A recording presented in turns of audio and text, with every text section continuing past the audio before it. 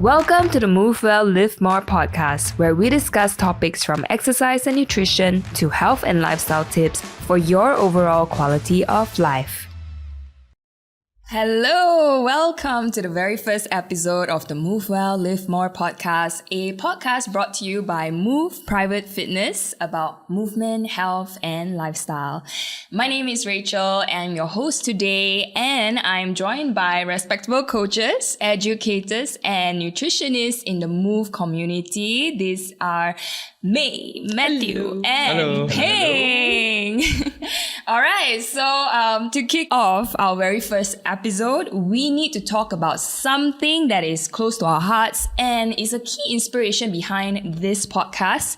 All right, so we will be having a dialogue about the benefits of exercise and nutrition that has nothing to do with losing weight, but everything to do with the life that you will live. How about that, guys?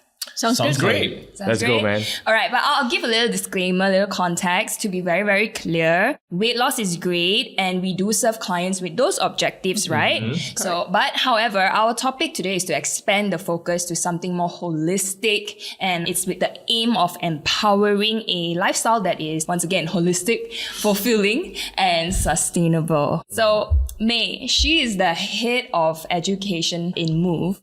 May, I want to ask you, do you agree that there's a need to educate people on this topic? Yeah, 100%. Because I guess all of us here have some experience that we actually need to debunk myth or misconception on all the information that is available out there.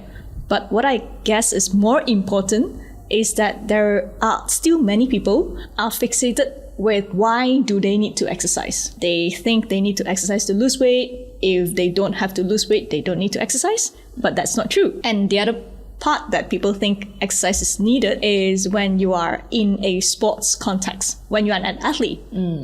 But what about the in-betweens? So I really hope that our topic today can bring a new perspective towards why do we need to exercise instead of just the benefit of it, so that people get more inspired to be healthier. Definitely. I like that. Okay, but before we dive deep into that, I think nobody knows us. So before we begin, let's hear a quick intro about each other, yourself. I'll get the ball rolling with mine first, okay? All right, my name is Rachel. I'm a coach and creative director at Move. I've been a coach for about 5 years now, and my approach focuses on values and mindset, and I like bringing out the best in my clients, especially in the area of lifestyle and behavioral change, mainly because I used to be sedentary, I used to be a client myself, and I love how fitness gave me a brand new identity and confidence, and I love the way of living I have right now. And lastly, I love to invoke curiosity and make people laugh, so that's why I'm here on this show. What about, who's next? May? Okay, all right. Hi everyone, my name is May. So I'm a coach as well as a education director in Move. So I have more than 10 years of experience in coaching, and I do have wushu background as well. So what I am passionate about is movement. So I like to help people to be not fearful of movement. Whoever that has injuries or difficulties in range of motion, I want them to find the joy once again in moving so that they can do whatever they like whenever they want to. Because life is a lot more than just, exercise for the benefit of health. It can be playful, it can be fun, and without being able to move confidently, it's very hard to achieve that. So that's basically my passion and how I approach my clients. Nice. Very nice. Ping, what about yourself? Hello everyone, I'm Ping. I'm a coach, educator, and a evidence-based practitioner. What do I mean by that? So I believe that science itself is fun, especially when it's incorporated into exercises. It makes sense for us to be able to utilize a little bit of what's correct and what's functional into our everyday life. A little background about myself. I have had a coach before. I was once a basketball player. Had a coach, got injured, and then went a lot more into rehab-based work. And I fell in love with the process where I felt a little hopeless, not being able to move, to a place where I can do so, and I actually enjoy the process of transforming. Through that whole phase, I felt that I want to be able to recreate that for other people, and hence I've joined the industry as a personal trainer. Today, I will be sharing a lot more about the evidence-based practice, but hopefully in a more light and upbeat tone. Do you guys notice he left out something? A little background about Peng. Before becoming a coach, he studied nuclear science. Probably the most unrelated degree on this table, but sure. One day we will hear the full story of how he drastically changed from nuclear science to fitness. All right, what about you, Matthew? Yeah, hey everyone. I'm Matthew. I'm a nutritionist and coach at Move Private Fitness. I studied a degree and master's in nutrition. So my way is that I want to help people be able to eat healthy and like not suffer. When I started my career, I was that typical nutritionist, like telling people to eat a certain way, like follow this diet. But after a while, I realized that doesn't work, even for professional football players. So now I realized like, why not with the cards you're played, with what you're eating, why don't you play around and learn how you can eat better and enjoy as well? Yeah. Very nice. So let's just dive into the topic. What we're going to discuss about the benefits of exercise and nutrition. That has nothing to do with weight loss, but everything to do with the life you live. I like to bring up this discussion as coaches in the fitness industry. What are we observing about the way people are viewing or perhaps having certain perspective about the benefits of exercise and nutrition? Maybe Matthew, you could share with us as a nutritionist and coach, what have you been observing? What I see people is like to exercise, to look at your diet, you have to be overweight only, then that's a priority. For most people, weight loss, people think it's very hard. So when people think it's very hard, they don't want to do it. I think you hear a lot of people say like, exercise, diet, after Chinese New Year lah. Then we're in Malaysia, right? I'm from... Too many holidays. Yeah, I'm from Sarawak. We got so many. So it's like, after Chinese New Year, after Hari Raya, after Gawai, after Deepavali. After Christmas. Christmas. It's Chinese New Year again. Fitness only for the season. Yeah. That's something that I hope whoever who's listening can, shift your mindset on. Adding on to that is also like we are known to have pretty good food. Like pretty tasty food. So is it like even possible to stay healthy eating with our delicious delicacy? I think a lot of people would be like, nah, not possible. All our local cuisine is like so high in fat and etc. Like we would like to know a lot more how to make those choices from you. Sure, man. Like just continue listening. But that shows a little bit of a misconception already about holistic approach towards fitness and nutrition.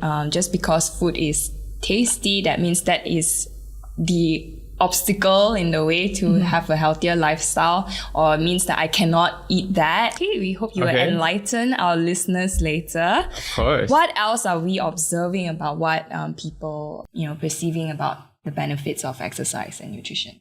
I think I can carry from this, just to carry on from where May started off earlier, where she said it's a very splitting spectrum where it's either you have a weight loss goal or you have a sports performance-based goals. So it seems, if let's say I have neither of both, so do I not exercise then? That seemingly isn't any form of call to action, like, there's no reason for me to. I'm not overweight, I'm not an athlete, I just want to get by in life. But here's the thing, it might be seemingly, either this or that, but the truth is, it's everything in between as well. When we are talking about most of our clientele, only a fraction of them are athletes. Yeah. Only a fraction of them are here for sports performance reasons. A good portion are here for weight loss as well. But there are also a good amount of our clientele that just want to enjoy more of life. Yep. Just want to live a tad bit better. What does a tad bit better mean? Well, it's anywhere from being able to go for more frequent walks with your loved ones, or walk your pets, or just go for a grocery run, or just socialize with friends without feeling like they are beaten up, they are completely unable to do so. Yep. There you go. I even had a client who said one of her main reasons for training was because she noticed that she was just pouring tea for her mom, and she realized how Shaky weak the hand. and shaky her hand was, and that really shook her, because like, how can a very basic thing, you know, that I just want to pour tea for my mom and I can't do that without feeling uncomfortable. But to carry on from what you were just saying, it sounds like, you know, people think that you need to have a competitive goal or a certain criteria to be able to exercise or eat better. But what if the criteria is just being human and living? Yeah, I think I would like to add on, but more from an angle of exercise and movement. Because a lot of people, when they are in their 20s and 30s, when the body is still very much able, they actually just take things for granted. I mean, we are all kind of in that range, but because we have been training, we understand the fact that muscles and many other things, you use it or lose it. And not many people are educated in this way. So when they enter the 40s and 50s, they will realize like, hey, how come I have this injury? How come my back gets hurt so easily? Why doesn't it recover from the previous injury as quickly? Because the body is not conditioned to tolerate more load. And worse still is that it suddenly happens and they thought that it's part of aging. Yeah. So as if like injury should happen at that point of time. But it doesn't have to be that way. Yeah. But in order to get to that direction, we need to start educating people that, you know, when you are able-bodied, when you can, do it. Do it not because you need to, but simply because your body enabled you to do that right now. Yeah. All right. Use it or lose it. Something to definitely remember. I would just like to talk about something that I saw on Instagram. It was a reel of this lady who was showing how her fitness journey is like. And I'll start with the caption that I saw first, because I feel like it's really, really cool. The caption reads, "Everyone has a different starting point, and we can't judge someone's health or fitness from their appearance." Now, this was a reel of a lady who documented her journey from debilitating sickness. In fact, May is the one. Oh. Yeah, she's the one that Instagram? shared that reel. No, it's not May. No, That would be a perfectly cool healthy. transformation, cool testimonial in your face. Yeah. But no, this lady came from debilitating sickness, as she said, bedridden, and totally transformed to a capable life. And she's doing all sorts of things, from like skiing and on the mountain, and also weight training. And yeah, and she might even be doing it better than some who looks much fitter than her looks, right?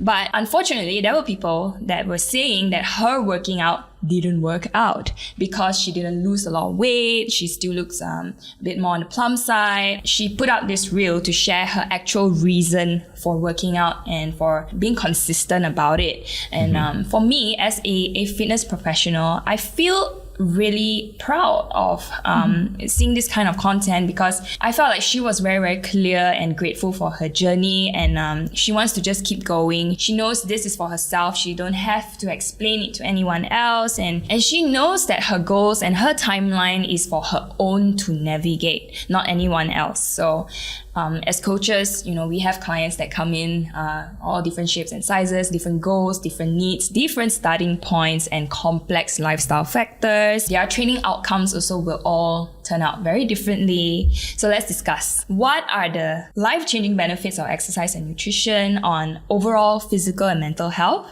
that are fundamental to the way our bodies are designed. Think of it this way. If you don't exercise, you're sedentary and you're just eating carelessly, what happens? Right? Your body already shows you what would happen. Yes. So I have a story. I have 2 clients that trains together. Only one of them reached out to inquire about coaching services. The other will always say this in her training sessions. She will say that, I felt that I got roped in unintentionally. But regardless, the 2 of them are lovely. They are cute as a button. They train and they do everything else almost always together. For anonymity, I'll just name them A and B. A reached out and B was accompanying her during her first consult. Somewhere along the conversation while I was having with A, and she said, can you try to convince my friend that she could use this too? I'd be like, okay, that took an unexpected turn. But sure. And what B told me was that, Peng, I don't like to exercise. I'm your literal definition of a couch potato. If you can change the word couch to bed, perfect. That's me.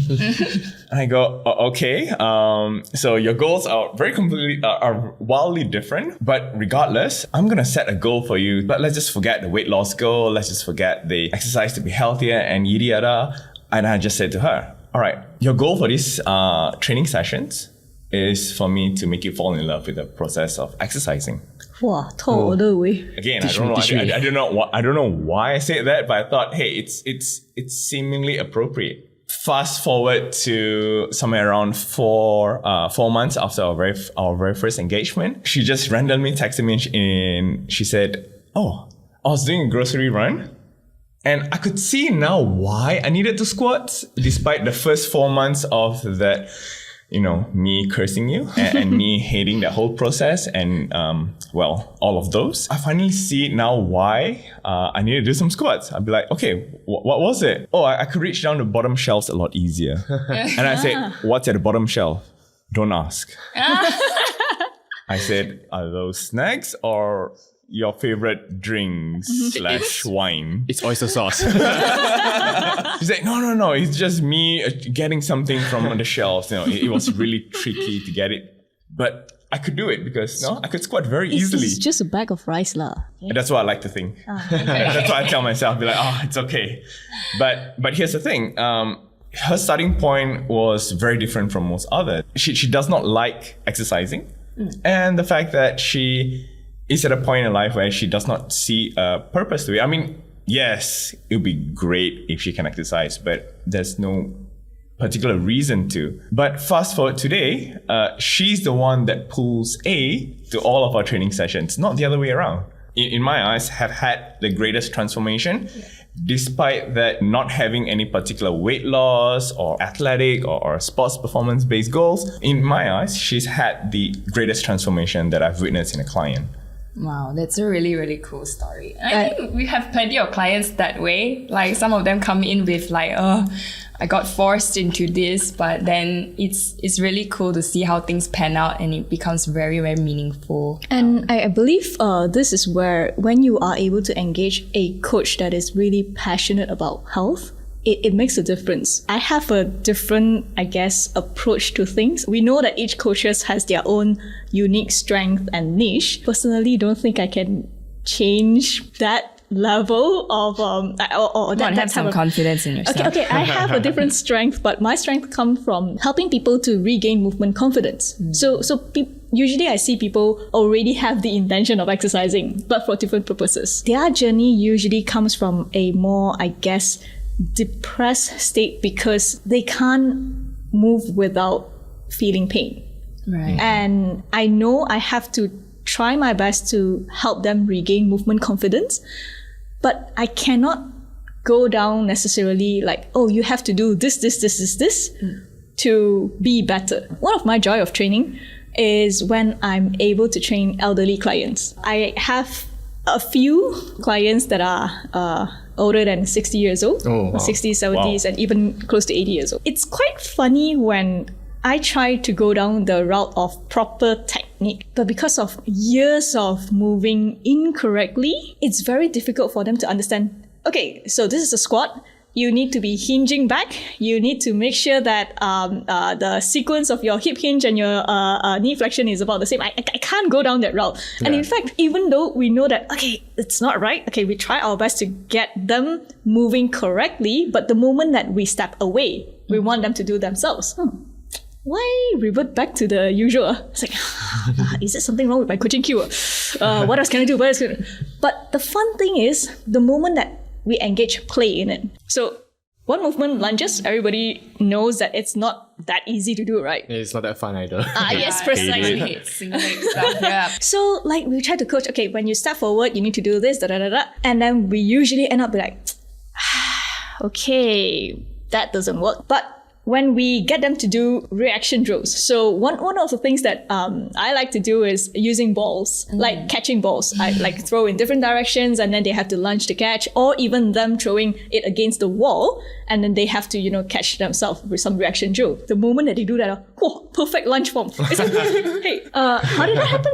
Like, did they not think about, the lunging action is actually difficult, or it should be this way, that way? What's with the coordination? So mindset was a hindrance. Yes, because people are so fixated with correct form, how it should be done. It becomes a restriction that it's throwing everything out of the window. But when you engage play, when you engage something that it's fun, it actually liberates people from that confined setting or mindset. I guess this is also another thing that people underestimated. Exercise doesn't have to be serious, rigid. It can have a fun element to it as well. But this is where coaches have to have the ability to pick different tool sets from the toolkits and apply it according to the need of our clients. Definitely. Still on this topic that you're saying, like movement can be fun, incorporating play into it. What is that telling us about the way our body is designed? Our body is designed to move, okay? Not to sit. Yes, play as well, but definitely not to sit down on a chair for 4 to 5 hours, maybe even more, in front of the computer and just go typing. Oh, my neck aches. What to do? My wrist carpal tunnel syndrome. Sorry, our body is designed to move. Even there are recommendations that you need to be standing more often. Get a standing desk. The problem is you can't just stand for another 4 hours. You should be fidgeting. You should be changing posture. Variation of movement, yes, right? Correct. So our body has so much potential in terms of what it can do in movement, in play. Think of it this way. Why are we not exploring it further? Why are we limiting it to certain postures only, right? What about you, Matt? Our nutritionist. Yeah. Please tell us in the context of nutrition, what are some of the benefits that we're not looking at other than weight loss? I think just like exercise and what you guys mentioned about movement, right?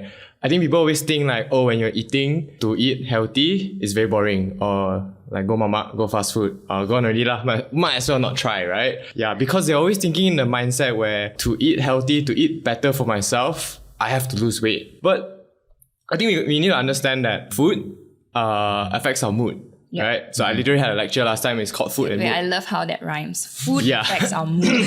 Food and your mood. So what you eat, like what's on your plate, like how much protein, how much carbs, how much fat, balance affects your mood. So you can attain that balance. Doesn't have to be salad or quinoa, whatever. If you can attain that balance and restrict yourself less, you can improve your mood. So maybe if you shift your mindset about eating, instead of losing weight, you just eat, you restrict yourself less, and you try your best to balance your food, whether it's at a mama or KFC or McDonald's. I'm sure there's a way. But so I would like to ask, can I still eat my nasi lemak?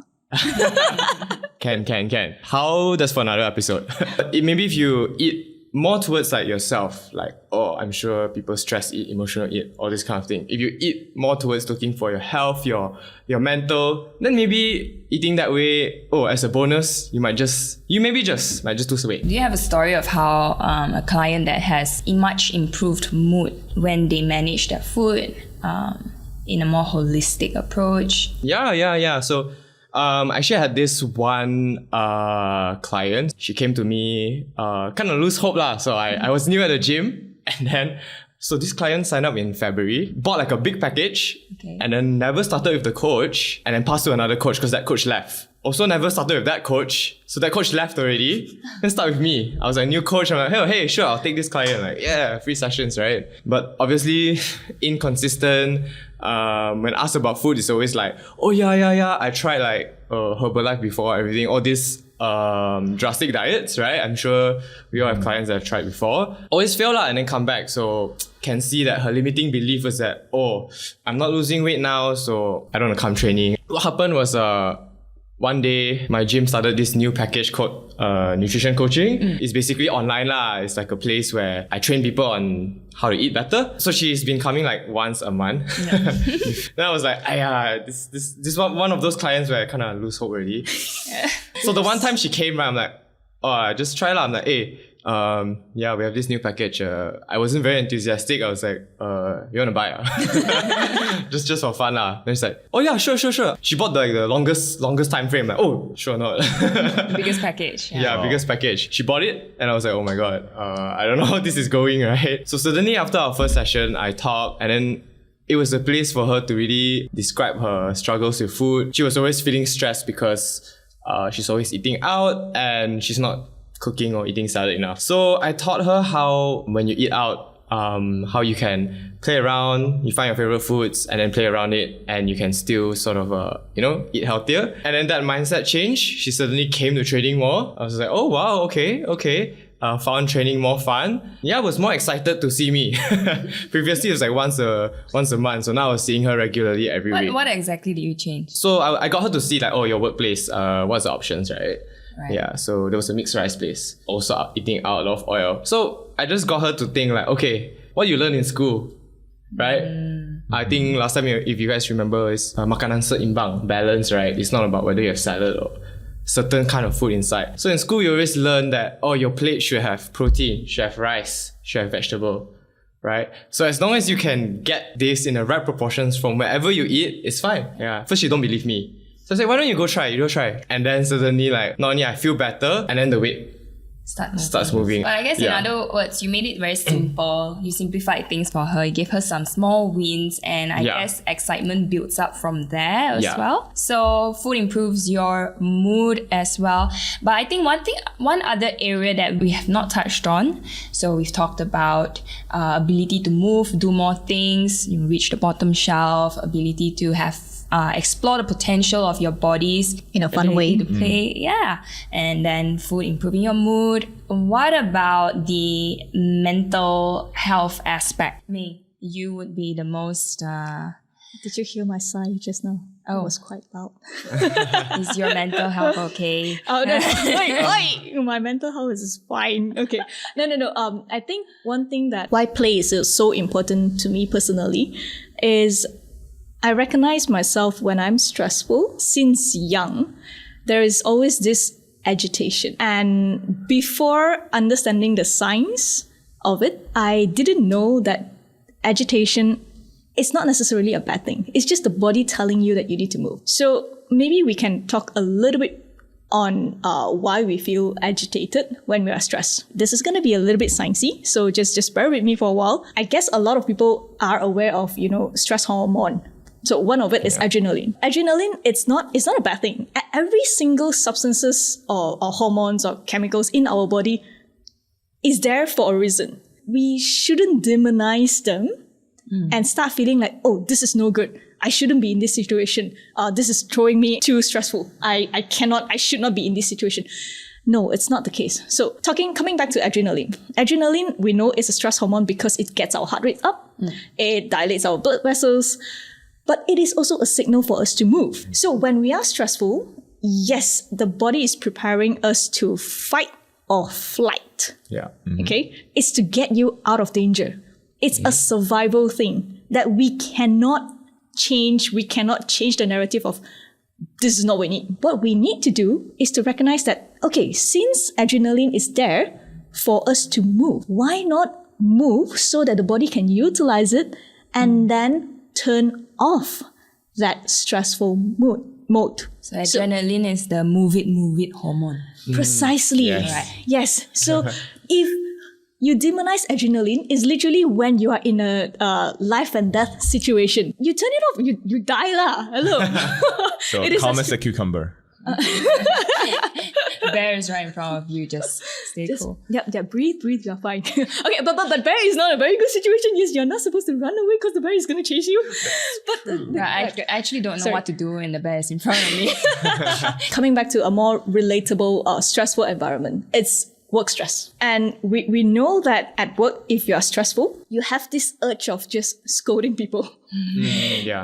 Oh, that's me. Oh, that happens for a reason. Because if you don't move your body, what is the body part that I There move needs to be most? an outlet. Yes, right? correct. Yeah. So the easiest is by words, by speech. So pity other people that actually is on the receiving end lah. And the worst is for mindful people that don't want to do that, it ends up bottling up. And that is where mental health starts to compound. Because instead of just, maybe go out for a walk, preferably outdoor, because there are a lot more like, sunlight, wind, birds chirping, everything that helps you to distract yourself from being confined in the head that things are really, really, really bad.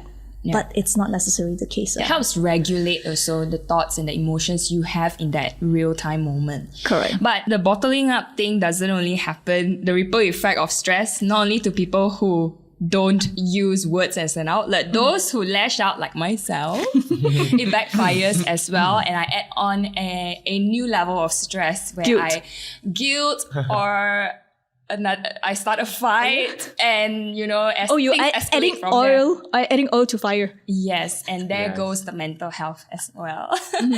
All right. I think we're learning so much about, there's a myriad of benefits other than losing weight to, exercise and nutrition.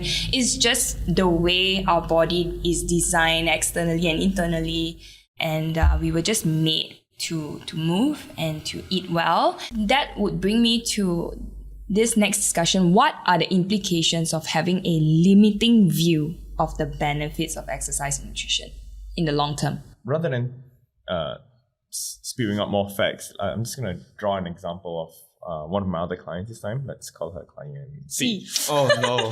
Can you give her a name, please? No. Cannot. This client of mine, she believes that because she's doing exercises, everything needs to be done in a very proper form. A little context, she has a bit of scoliosis. She believes that it needs to be corrected, and at the same time that when she does exercises, everything needs to be proper. Like the posture needs to be right, the shoulder positioning, yada.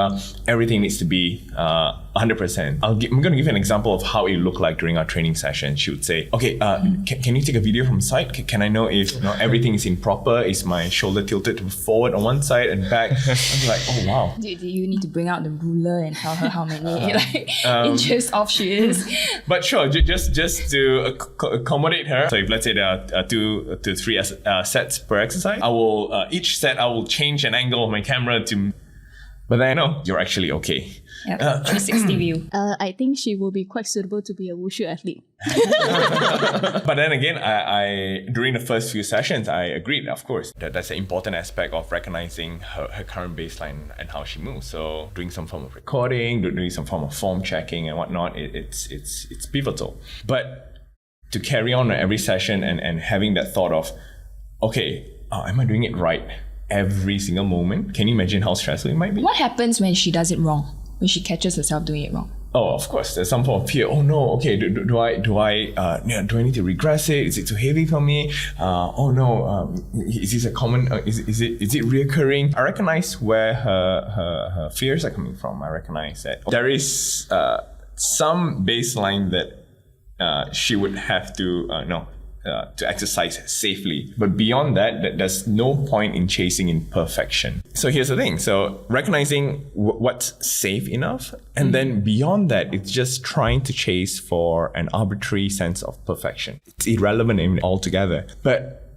she believes that, it needs to be perfect. Throughout her programming itself, I shifted away. I sort of subtly get her to think about what has she improved since day one and where she is right now. Safe to say, she's at a state right now where she's very comfortable working out on her own. She recognizes that I won't do your textbook form. I won't have your perfect squat mechanics. But she enjoys the process and she's less fearful of the movement. Of course, every now and then there's some form of check-in and whatnot. But apart from that, she's no longer being debilitated by perfection. She's no longer feeling that, I need to do it perfectly so that I can get the benefits of it. I say, no, you get the benefits of exercise with or without perfection involved in it.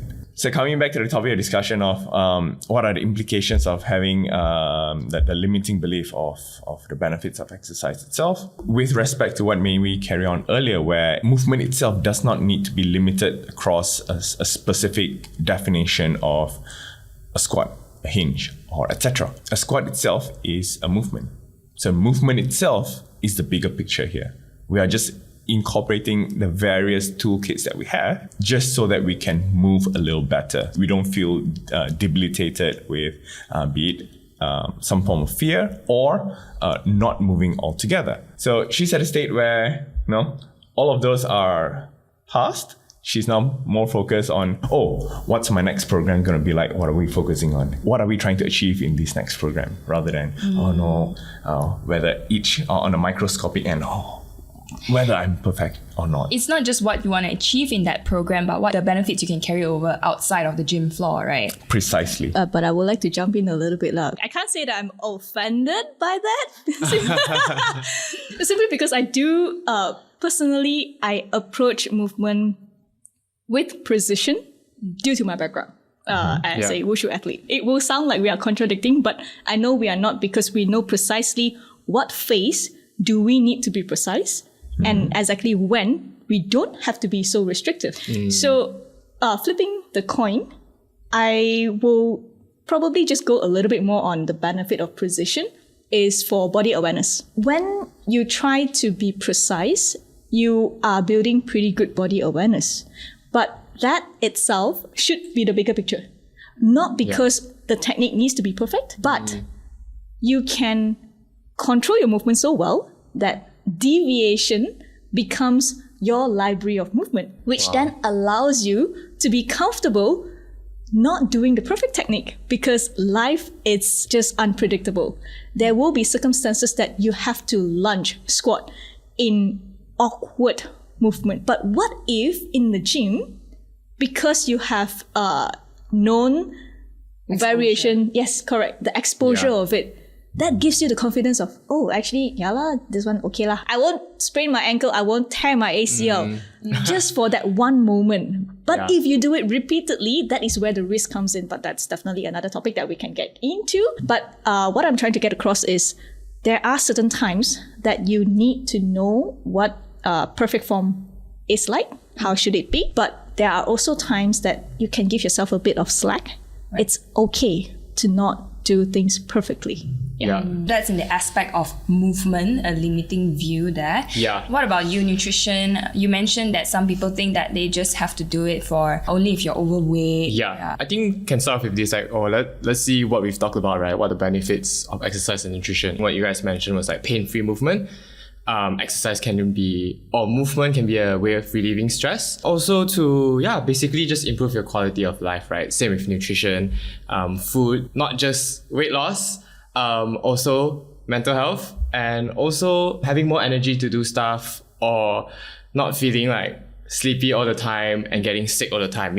All these are related to food and exercise. So when you think about all these benefits, what happens if you are sort of restricting yourself from it? Down the road, like I think me mentioned, if exercise 40-50, what happens with exercise, right?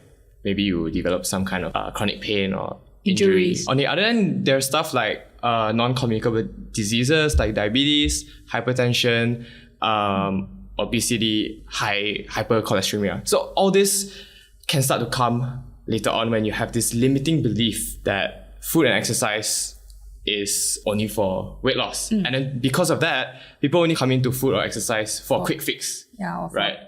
When it's too late. When it's too late. It's never too late, but just begins this cycle of getting worse and getting worse. It doesn't work, then they demonize food and nutrition. It sucks. Then suddenly, my condition got worse. I need to do something. Jump into it. It doesn't work. It becomes a yo-yo, literally. So I think what we're trying to do here is, instead of to save people from this vicious loop of like, weight loss, why not just start because it's fun or it makes you feel better, and then as a bonus, you might just lose the weight. I guess hearing from three of you, there's a lot more that we have to open our eyes to, and there's some paradigm shift also in terms of how we view movement and how we view training. Just starting right now with your education and practices of nutrition to live better, feel better, have better mood. If today there's one big takeaway we want our listeners to have about the benefits of exercise and nutrition that has everything to do with the life you will live, what would it be? And let me get the ball rolling on this. Before we get into the nutrition aspect or the details of the movement exercises, let's just talk about just the one thing that that's really important in any journey. It's to start. What we've discussed, a ton of benefits of moving a little more.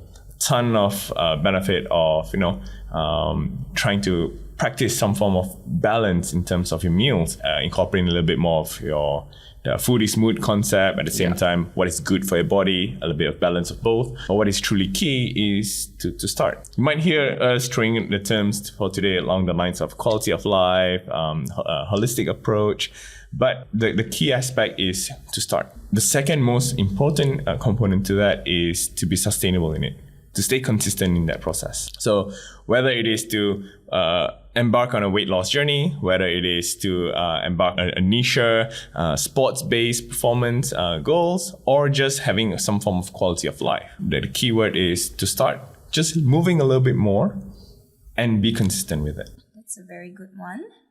Okay, I'll go next just in case later I run out of idea what to say.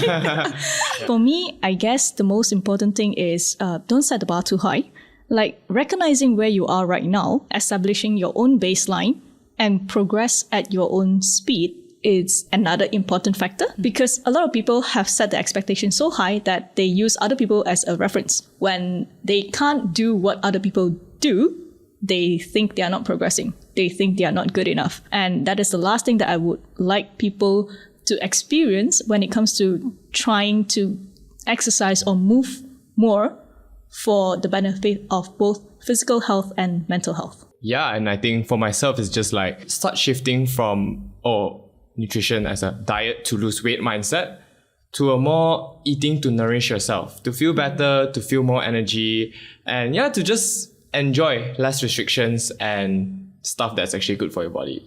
Listening to all of you, I think I'll come from a place where I feel that we just need to come back to basics, where we recognize that our body is just amazing. It's designed to be our vehicle of purpose, bring us places, enable us to do a lot of things, enable us to have an enriched life, quality relationships, quality activities. And the only way we can experience all that is when we feel our very best, when our body is in its most optimized state. I think we could love our body more by doing what it wants, what it's designed to do, which is to exercise, which is to be a bit more mindful about eating, explore what eating well to nourish our body is like. That's for me collectively what I'm getting from everything that we're talking about today. All right, so we're nearing the end of this podcast, and I hope that today there's a lot of precious takeaways for you guys to be empowered to move well, feel well, and live more. So once again, thanks for listening. And if you enjoyed this episode, please help us reach more listeners by sharing this on your socials. And if you've got a question or a topic that you would like us to cover, slide into the DM of Move Private Fitness on Instagram, and we will see what we can do. So join us next time for more practical lessons and inspiration to help you improve your overall quality of life. And in the meantime, keep moving well, feeling well, and living more. Bye, guys. Bye-bye. See you guys.